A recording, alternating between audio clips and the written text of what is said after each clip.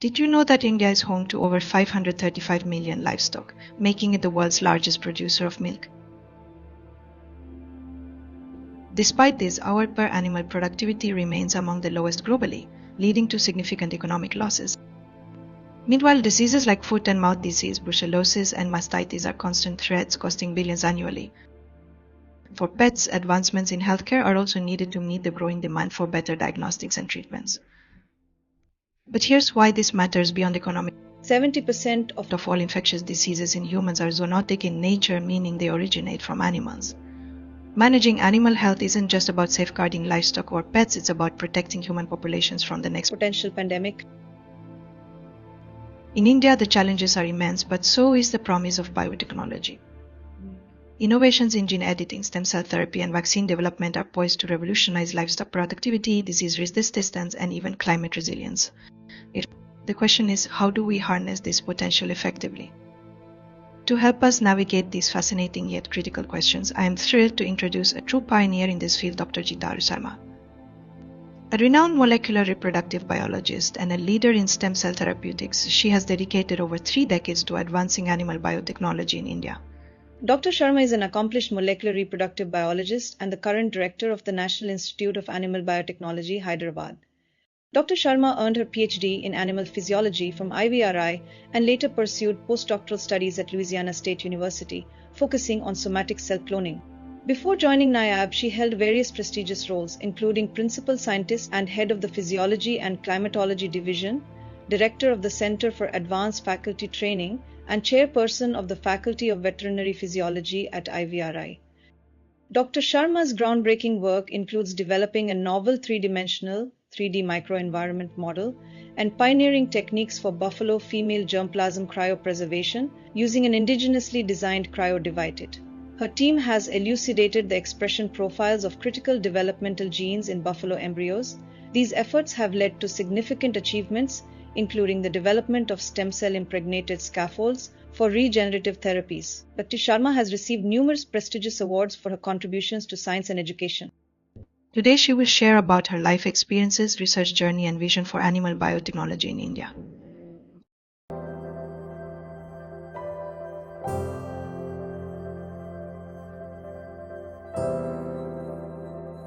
Welcome to Beyond Shodh, ma'am, and thank you so much for joining us today. Thank you, Dr. Sonia. Thank you for having me here. Thank you, ma'am. So, ma'am, we will start this conversation by, can you just please elaborate or summarize your research areas to our audience? Sure. So, basically, I'm a reproductive biotechnologist, and I started my research journey from Indian Veterinary Research Institute, Izat Nagar. So, I draw distinct pride being the first batch doctoral student, which is 85, 86 from IVRI. And since then, I have been working in a large animals till now. Currently, as you know, I'm the director of NIAB Hyderabad, National Institute of Animal Biotechnology. I grew up with large animals, you can say precisely, because my father was also a veterinary gynecologist. So he was from Mumbai Veterinary College. So as a child, I saw, the research work being done in large animals, and that kind of left a dent upon me, and I believe that led me to come to this field and start the work in this area. Great, great.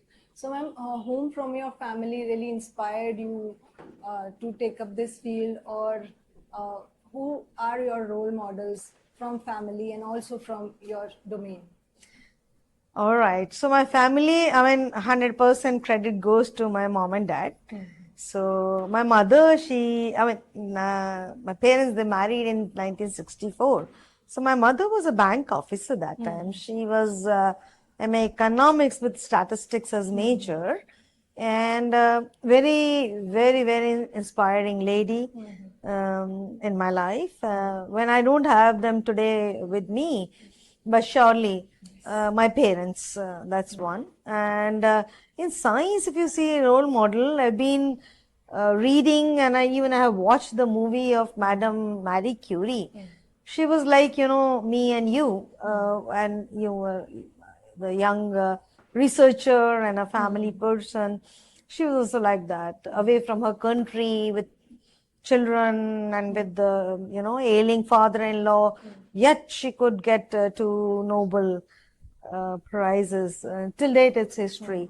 So for sure, and time and again you read, and there are many, but precisely, these two people. And I've been very lucky getting wonderful teachers, and whatever I know now it's my mentors, my teachers, and I feel that bunch of my students, dozens of my students, more than 4 dozen whom I have been with, everyone comes and they also teach you a lot, for sure, other than your peers.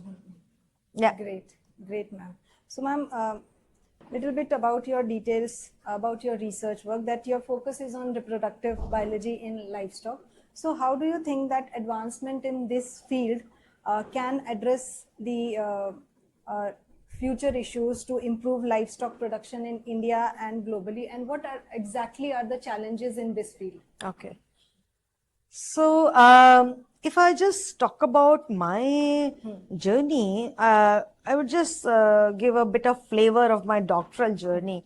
So that was a time we didn't have this CRISPR technology. We didn't have the gene knockdown model.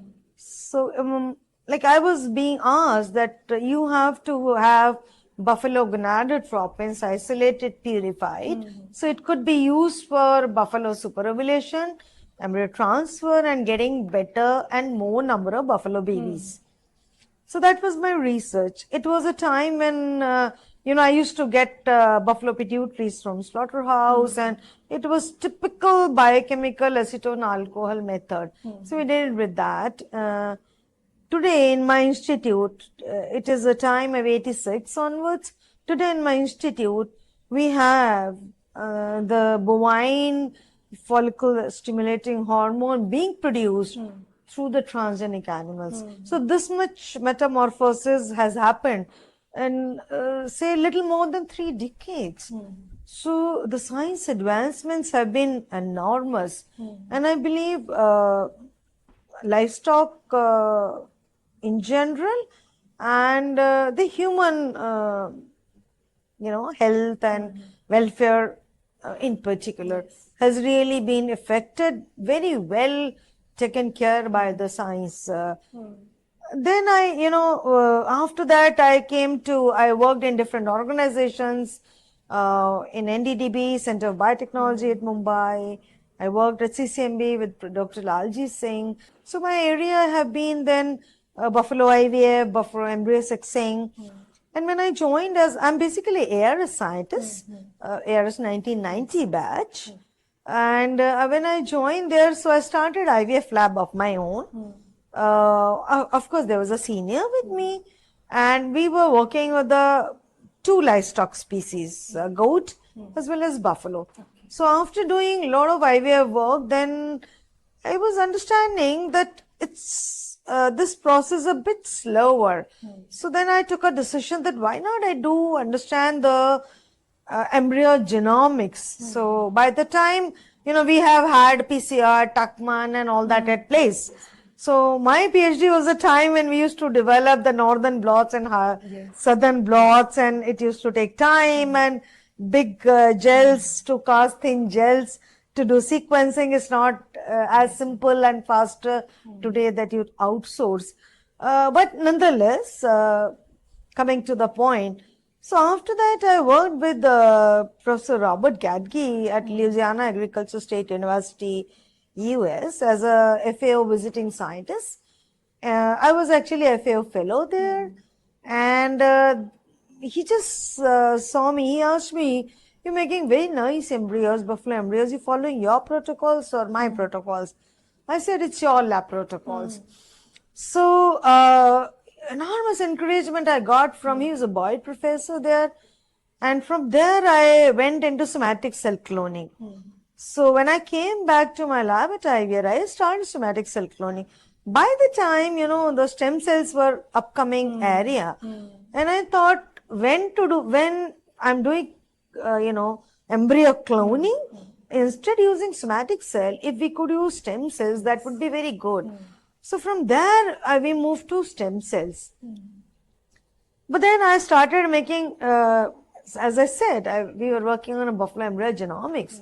So we made embryonic stem cells and understood their quality and production. And since they are tumorigenic cells, so we had done all that work.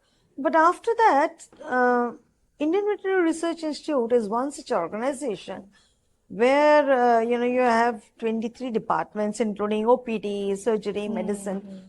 So then we moved to the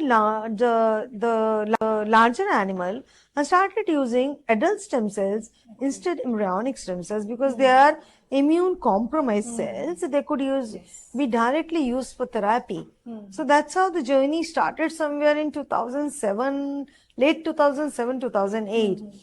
And I believe well, God has been great, and wonderful colleagues, mentors, and enormous thanks to funding agencies who trusted in us and gave projects so we could move ahead. So then we started working on a bone marrow region adult stem cells, and we started using for various regenerative therapeutics way.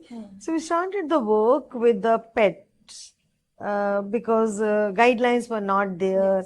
And we had to take the written understanding and approval of the owner of the patient, like pet parent.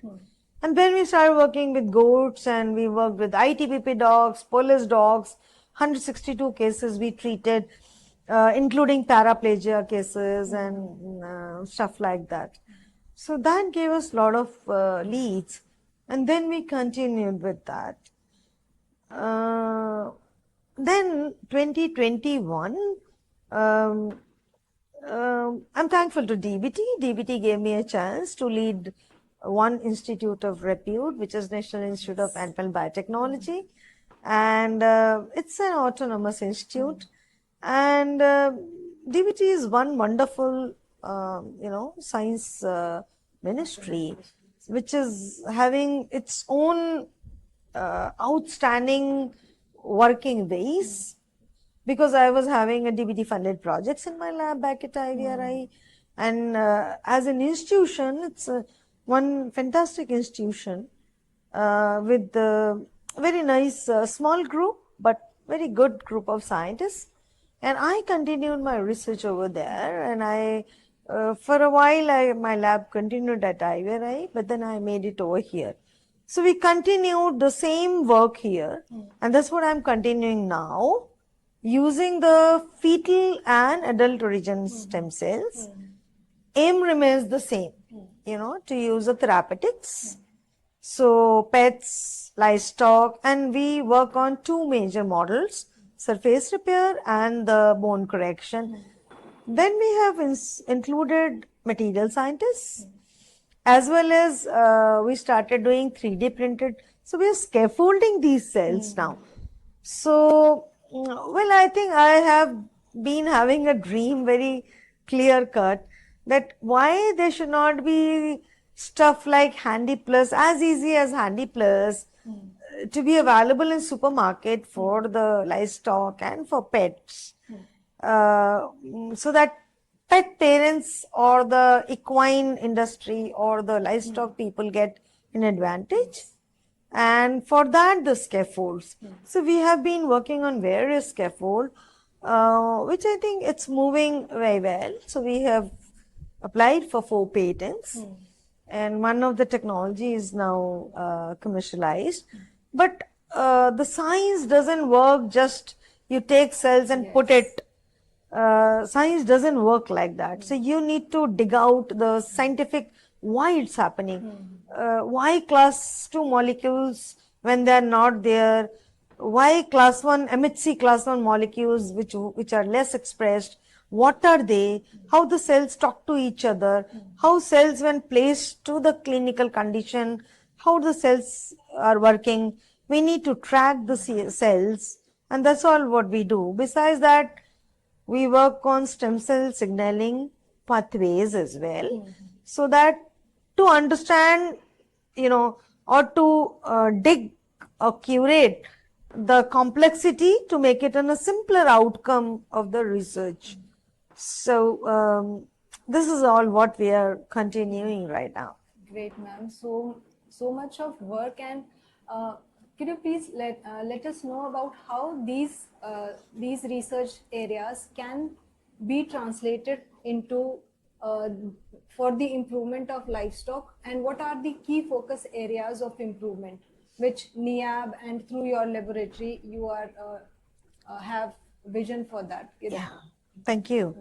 So I'll answer it in two parts. Number one, how livestock and pets.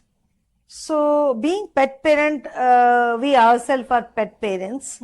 All through we have been having different kind of pets, Doberman or Beagle and Beagles rather.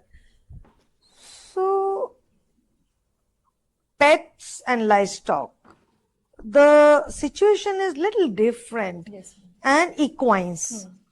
First I'll talk about livestock. How it appeared, for 15 years I was a professor and head of the department, a director of a small center. And in my animal house, large animals, say cattle and buffaloes, supposing if animals slip, so the long bone fracture used to be a big issue. And then now we have, different techniques, so animals are being lifted. Otherwise, animal would just be there and eventually you have to euthanize it. So which is a very painful thing to see every day, that your own experiment animal is like that.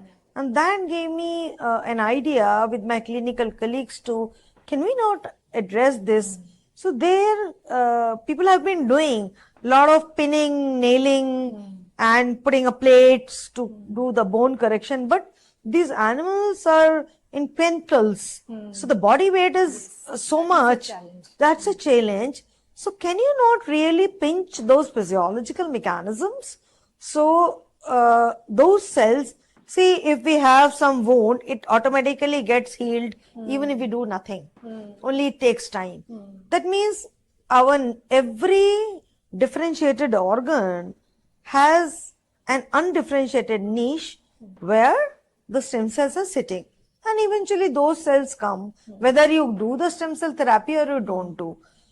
So in these cases, more than stem cell, actually it's the stem cell secretome which has been working for our clinical conditions. And right now we are also focusing on exosome biology, which are also part of the secretome, which carry lot of information from, we know these are the Wonder vesicles. So I'll not deviate. So this is how livestock. And the models which we are generating, be it rabbit model, now we are working with a goat model, with the surface correction using various scaffolds. This surface correction model can directly go to the human model, especially to the burn case patients. So I see, strong translational mode. That's the part B of your question. And also you put a word that how NIAB can play a critical role. So, on 24th August of 2024, this year, Union Cabinet has approved Bio-E3 policy. Yes. It has a biomanufacturing component into it, and smart protein, animal-based smart protein. The moment we talk, what do we mean? That is artificial meat. So you do not need to use embryonic origin stem cell. You just convert the muscle stem cells to meat bundle and have an artificial meat in the dish. So biomanufacturing, it is directly proportional with the objective and vision of the leadership at DBT. The secretary DBT is passionate about it, Dr. Rajesh Gokhale. And I'm very happy that it's happening in front of us. So, and the research, my core area of research is going to go into that. So if we can do it, well, nothing is simple, nothing is very easy. So there are questions whether this meat would be acceptable, whether it will be tasty, whether it will be chewable, juicy. Yeah, I mean, these are questions, and that's how we do research. Ma'am, that is very interesting areas. Basically, artificial meat you are saying. Yeah, yeah, yeah. So what is this? Its origin, it is completely cruelty free. Yeah. And we are going to make it serum free. So that means the muscle mass, and then it is expanded in in situ, In situ, yes. and then you expand it ex vivo, and you generate those kind of things. Then you layer it up, and you don't need to use fetal serum. We will be generating alternative sources of serum. So it will be total free of any of this animal thing, and which we are starting. NIAB has already set up a very big high-end upstream technology linked animal stem cells, and DBT is supporting it. And BIREC mode, which is a fantastic mode in this country. Yes, ma'am. See, we are having a global Bio-India meet, and BIREC model in last, I joined NIAB in 2021. From that time till date, every year when Global Bio-India happens, I see the number of registered participants amplify like, amazingly. Yes. And you get to meet so many people under the same roof, especially industry. And suddenly you understand the power of the research meeting the industry. It's a strong win-win situation. So there's a Good Food India, and they just said that in IIT Chennai, there's someone who has developed alternative for FBS. You got cell lines. I said, let's meet. So that's the power. Yes. And there the NIB is going to play a critical role. Yes. DBT, you mean? Yes, sure, ma'am. Great, ma'am. Discussing about BioE3, can you just, for our viewers, explain that what exactly is this policy and how it can able to help the solve the problems of future and also boosting our bioeconomy? Yeah. Actually, BioE3 policy is a futuristic policy. It's a Department of Biotechnology's vision, foresightedness, and it's a cumulative vision, which as a visionary leader, DBT has thought about it. And it has not taken years together. In a very limited time, a bunch of people have joined brains and hands together to do that. As by now, all of us are very well aware what these 3 E's are. So these are, if I go from the third arm, employment, environment, and economy. Economy, I kind of touched it. Also hormone production. Environment, climate resilience, or the green globe, So it's like one earth, one health, and one greener way to sustain, to live. What kind of earth we are going to leave for the future generation? Our institute also works on climate resilient animal. So large animals, there is a enteric methane production is a issue. So we are trying to generate those kind of feed and fodder for these animals so that less methane production is there. That's one. We are also working on those animals which are indigenous animals, which are climate resilient. That is, say for example, we have one breed of indigenous cattle, Dangi, which is climate resilience. Even if temperature fluctuates, animal doesn't get much affected in production, milk production, and so on. So we are trying to understand what's a reproductive status of these animals versus the ones which are not as resilient. And third, you asked for the third arm, which is, as I said, economy. So, there are a lot of spin-offs, startups, and the way my mentors and my seniors and my teachers were thinking, I think we don't think now. And scientists like you, who are much younger, would surely think much different.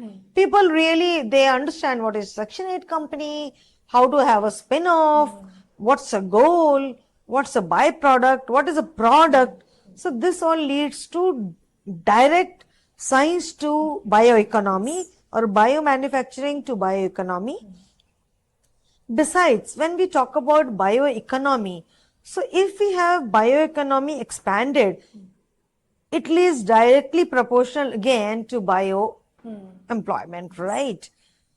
Our institute also works on One Health. So it was COVID pandemic. We all have all sorts of memories with us, linked to our own near dear ones. And that pandemic has taught us that animal in between remains a very important, link, because 70% and above diseases are zoonotic in nature. So taught us that One Health is a very critical thing. That is again a DBT's thought. So DBT started in 2021, September 2021, the project at NIAB. It's a One Health consortia. It has 28 partners, having medical fraternity scientists, veterinarians, animal scientists, and wildlife specialists. So we have a lot of collaborators from Northeastern region. You know that some diseases like swine flu, bird flu, now we have the ASF, it all emerges from that border. So in lot of these things, poultry, as you know, bird flu or porcine viruses. So if you break this link, that means you're not allowing the pathogen to reach to human being. So we play a very critical and crucial role towards the One Health also. And again, it's linked with this BioE3 policy. We also work on generation of, new generation vaccines. Again, linked with the zoonotic pathogens. What are the key challenges for India that we need to solve, considering this animal ecosystem through biotechnology, which can be addressed? So, public health problem, which are concern of both medicos, veterinarians, animal scientists. It's a strong triangle. So all of them have to work in sync, and the happy part is that majority of it is happening. Again, the momentum can be gained. So what country needs is that, see, you have heard in 21, 22, 23, little bit of it. There's one disease, lumpy skin disease virus came, LSDV. That lumpy skin disease was not our country's disease. It came in 2019, right from the eastern borders, and then we have had a circulating virus population. Suddenly there was LSDV outbreak, and very peculiarly, it was not affecting all livestock, a particular bovine population or some good population. So our country has had another vaccine, PPR vaccine. This is the same subset of virus group. So the same family, and this vaccine was used. So country could really rescue the situation. So the point I'm trying to make is, there could be better preparedness, but there is no negligence for sure. That's there.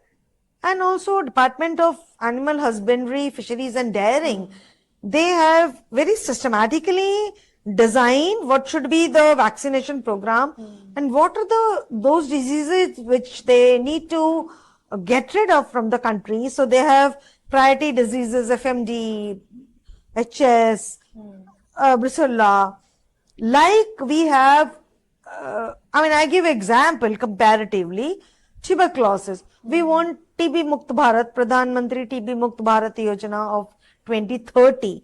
So TB alone cannot be addressed only as a human disease because it's a zoonotic pathogen. So again, Mycobacterium tuberculosis, Mycobacterium bovis, and now we all are hearing Mycobacterium oryzus. So, is it that Mycobacterium bovis is the one which is affecting the human population? So, our One Health consortia, which is working, it's becoming very clear through our One Health data which we are generating. That picture is very, very clear, and we need to take a whistle. And the reports which are coming about the Mycobacterium oryzus, so again, National Institute of Animal Biotechnology is focusing on oryzus as well. Recently, through the FADH funding, that is a DBT UK funding, so 2 of the projects have been given to our institute, one in an area of Mycobacterium, another in an area of Leptospira. Both are zoonotic bacteria. So that's how we address this important zoonotic diseases which are directly linked with the human health. And National Institute of Animal Biotechnology's motto is animal health for human welfare. So this is our motto, and our mission is to generate high producing animals. So we also work on lot of fertility increasing way, increasing the oocyte shelf life, and also to address the causes which are leading to infertility. Say for example, I'll give you one area where we work. Endocrine disruptors. What are they? They are the ones they consume feed. Supposing if that farm is, having some pesticides, those pesticides act as endocrine disruptors, both in male animals and female animals. And it affects not only the fertility, obviously fertility is affected, production is affected, right? So we are global leader in milk production, number 1 globally in milk production. But the number of animal heads we have in the country is less. With the milk production, that per animal ratio remains a concern to us. And therefore, the cutting edge science, upstream biotechnological tools, utilizing for animal research, animal sciences is critical, and that's what NIAB is very precisely in a focus mode doing. I'm considering that milk issue, that we are the global leaders, but yet the concerning issue is that we are not having pure milk. A lot of contaminated milk, a lot of farm users, they put a lot of hormone injections and all things. We are leaders, but still we don't know whether the milk which we are drinking is good for us or it's bad for us. So is there any solution that can be addressed? No, I appreciate your question. At the same time, there are few things which are scientifically little different, and this is different public opinion. I understand when you say they inject hormones, you're talking about oxytocin, which is a milk let down hormone. So they give oxytocin, and the concern is that young children consuming this milk and then this. So oxytocin has its own half-life, and which is so short, right? So I'll not go in that debate, but the point you raised is important. So there are veterinary officers, VOs in every taluka district, and they do keep track of it. I'm not saying it is a very foolproof mechanism. But if it is oxytocin there, though, it will affect our health, or is it just myth? It should. If it is in the milk, then the point comes. So as a scientist, I will kind of make a different statement. I will neither go for it or against it, but I'll just make a straight away scientific question. How many milk samples have been tested having oxytocin before making a public statement of fear that we are consuming milk having oxytocin? True. Where as a scientist, that too being a reproductive biologist, I know what's the half-life of oxytocin or FSH. So I believe I'm not concerned with that. Rather, I would like to go back what I was just talking. So per animal milk production, vis-a-vis the number of bovine heads we have, more than 3 billion bovine heads we have, and we are global leader in milk production. So our milk production and those countries which have 1/10 of animal population, large animal, bovine population and the milk production.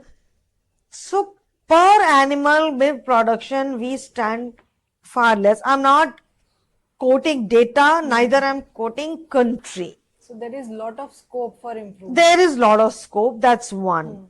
Secondly, the bigger question is, so we are global leader in milk production, number one. White revolution, green revolution, yellow revolution, blue revolution. But still, we are the most populated country. So the amount of protein as required to human being, as suggested by the ICMR nutrition wing or ICMR recommendation, that amount should be fulfilled. That remains a larger question. So we need to work at that.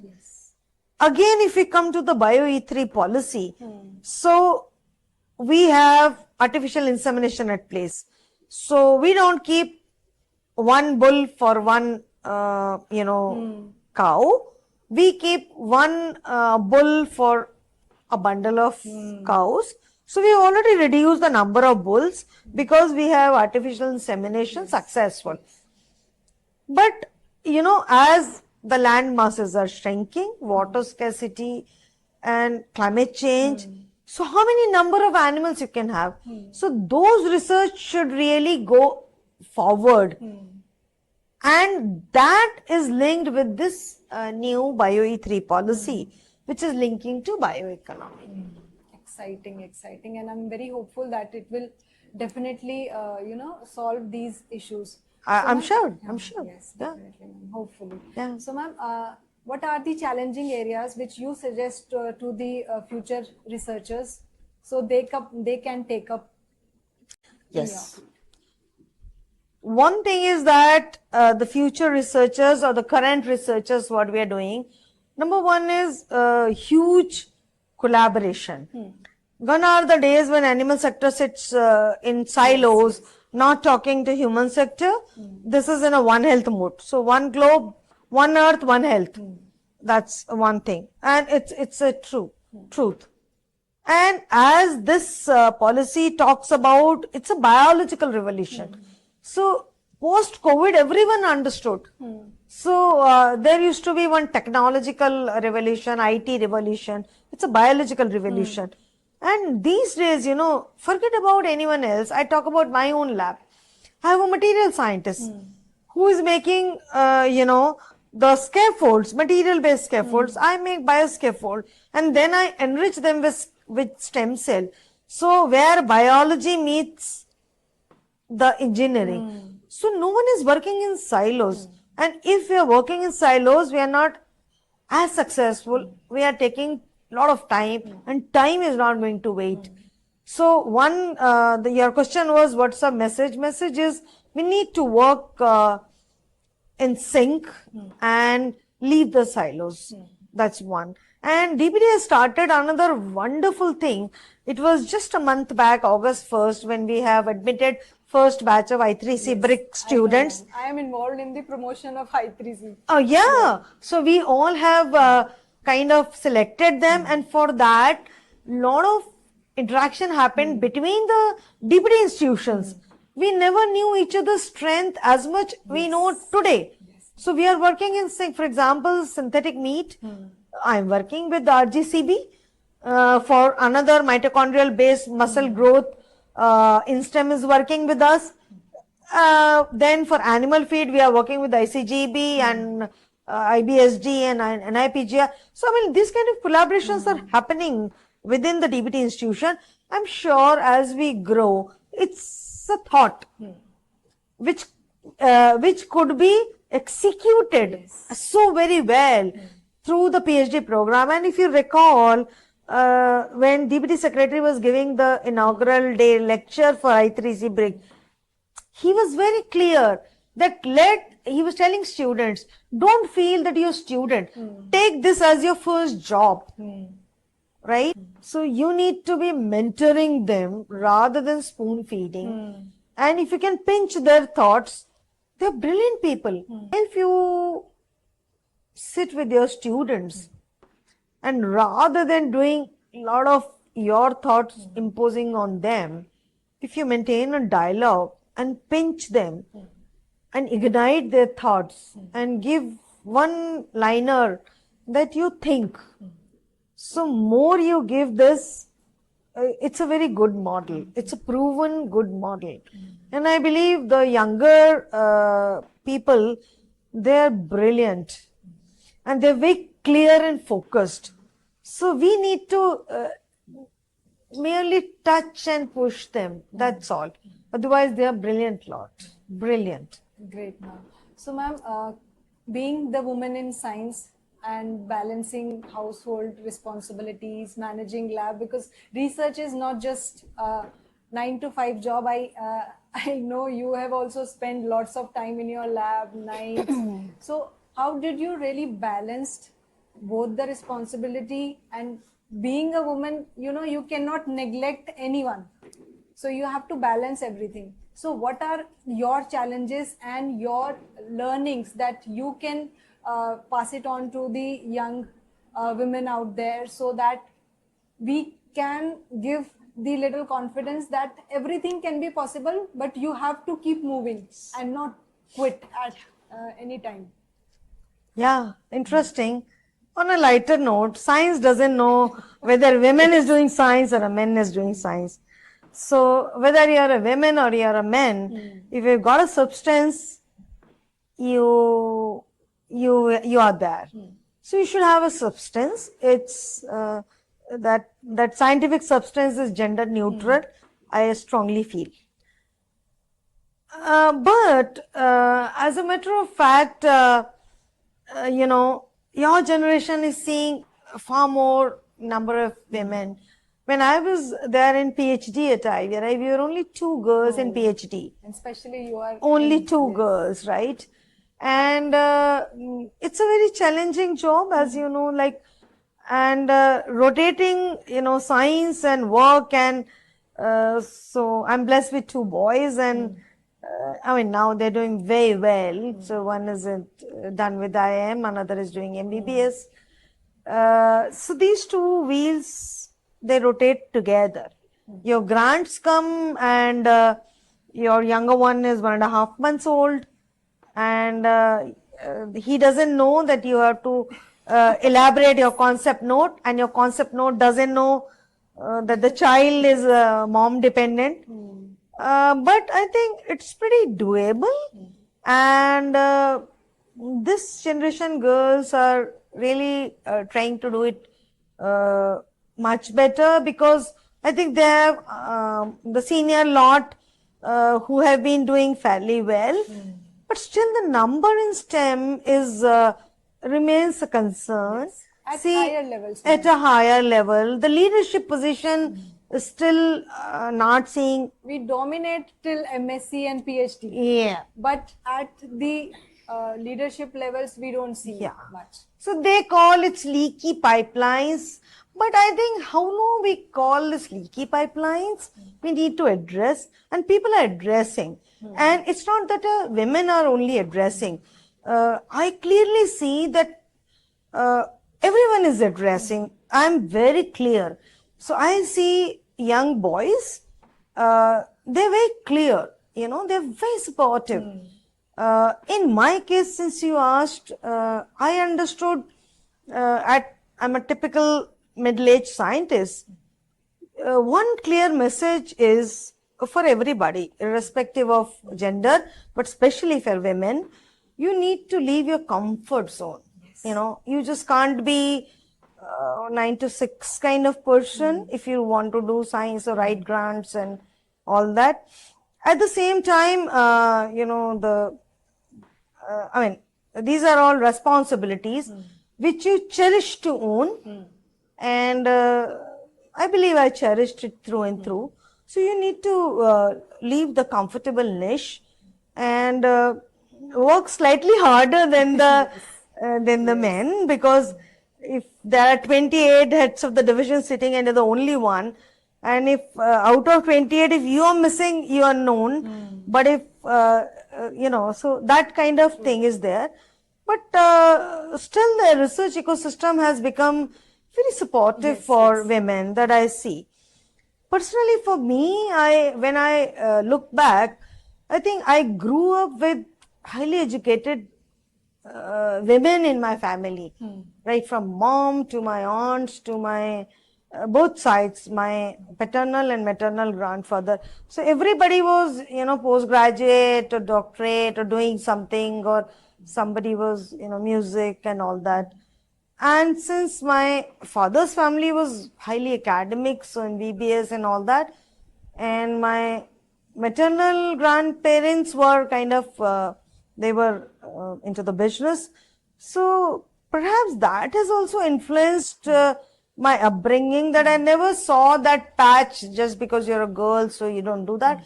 And as I said in the beginning, that, I was blessed to have parents like my father was a veterinary gynecologist, and my mom.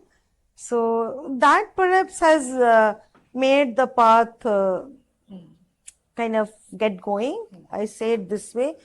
But yeah, I think there are other people who have a bit of, not such a comfortable niche as maybe I was fortunate. And then, when I grew and when I was in job, so another blessing of my life came that my spouse is, he's a veterinarian as well. He's a veterinary pathologist. So last year his JV vaccine came for porcines. So he has been very supportive, and so are my boys. So the family support, and also, the house help played a great role. So we have a person, she's 28 years old with me till date. So I owe a lot to all this, my cushioning comforts who have, because when she used to step in, I used to step out when my kids were very young. And so bunch of people, and very understanding,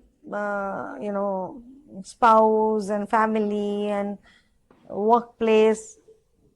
So I believe that's it, what I would just put it. Because ma'am, with women, our career clock and biological clocks, It rolls together. Yes. Goes together. So Rightly said. I don't think we have to wait कि चलो अब ये कर लेते हैं. Then time निकल जाता है, and then you are You're right. way You're right. But you cherish that.